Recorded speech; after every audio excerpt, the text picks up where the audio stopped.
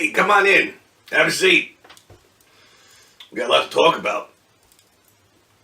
You know, last Friday night at the WCWO Arena, we had the first ever Revolution recruitment match, where Baron Von Kane got his chance to join me in the Revolution. The people asked for it, and I delivered. The board of directors tried to stop me from making it happen. I made it happen anyway. You know, Baron still got a lot left in him. After his back injury, everybody wrote him off. Said that he's too much of a liability. But the fact is, there's a lot of fight left in that old dog. And he proved it to me the hard way. So, from this point on, Baron is my #1 general in the Revolution. Now, we didn't get him for his brute force, by no means, because, trust me, he's still strong, but we got him for his experience. Because if anybody knows how to make change over the last 40 years, it's Baron Von Kane. The man changes his costume every time he goes to the ring, and sometimes before he goes back to the locker room. So, after the fans got what they wanted, you're welcome, by the way, I left early. I had some business to take care of. And they told me that I came true on my word. That TJ Kemp screwed Troy Van Zandt out of his heavyweight title.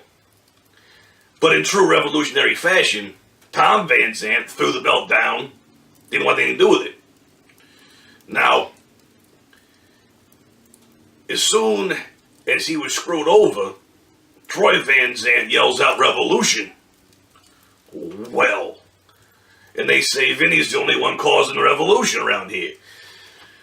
They're doing it all by themselves. Slowly, they're starting to figure out the only way they're going to be able to get change, the only way they'll be able to make things right again, is if they create revolution. So Troy Van Zandt and the fans seem to be getting on the same page.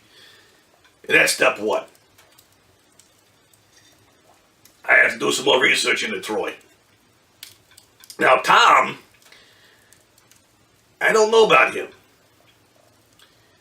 The fans aren't sure about him. I kind of like him. And I would like to see the Van Zandts get back together. Under the banner of revolution, of course. Now, another point. Skip Radisson talked about revolution. All of these wrestlers are realizing that change doesn't come from the top. They're being held down at the bottom by the WCWO board of directors. The same group that's put out the same crap for the last, 100,000 years. Now, trust me, WCWO is the alpha and the omega of independent professional wrestling in the state of Indiana. They are the beginning and the end. But if they do not change their ways, they're going to die off just like all the rest. And that's where revolution comes in. It's time to make change. And there's a lot of great talent in that locker room that's being held down by the chains, so to speak, of the board of directors. Now, the fans like Dylan Swango. I like 1 Cent Phil. Two guys I like a whole lot. Sean Kemp and the Lone Wolf, Jonathan Owens.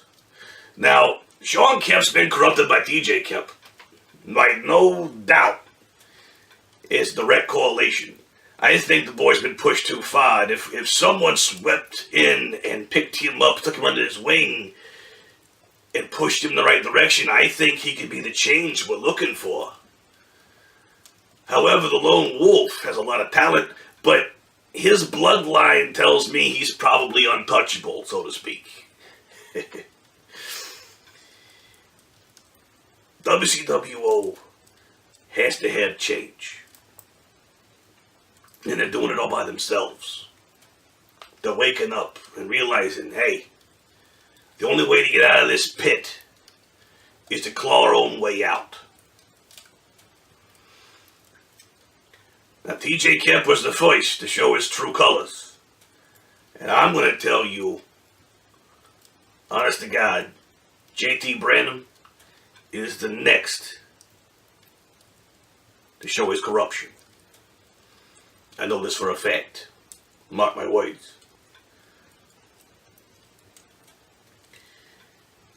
The plague of the same old,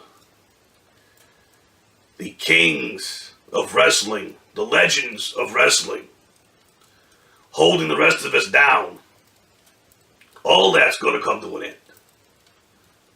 WCWO is going to reach a new era. It's going to find that next step, because revolution is the answer. What do we want? We want change. And how are we going to get change? Revolution, baby.